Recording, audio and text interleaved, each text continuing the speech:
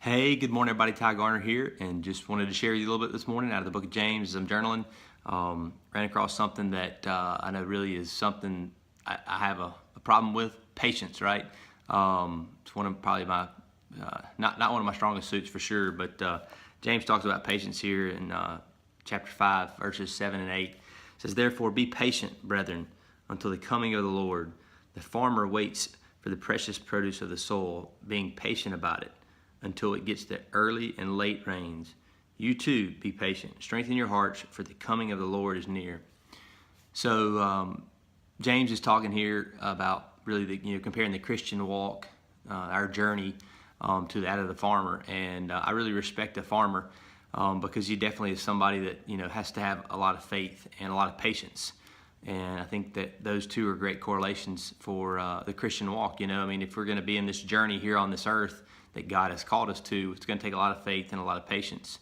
I think sometimes we get caught up in our lives, I know I do, and forget the exact reason why we're here on this earth, and that is really to lead others to Christ.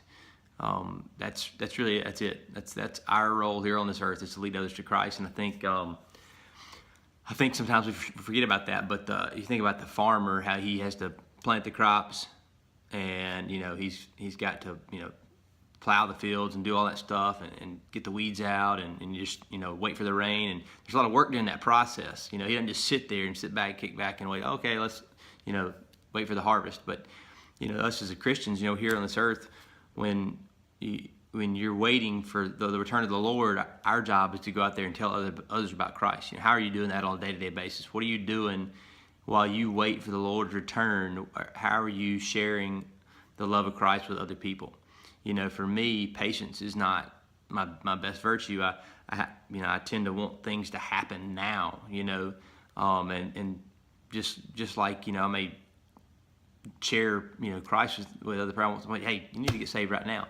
Well, sometimes we're planting those seeds and wait for that harvest to return. So, another verse, is don't get weary in doing good. The whole time while we wait for the Lord's return, we should have patience. And so I challenge you today, as you just go through this week, just think about that.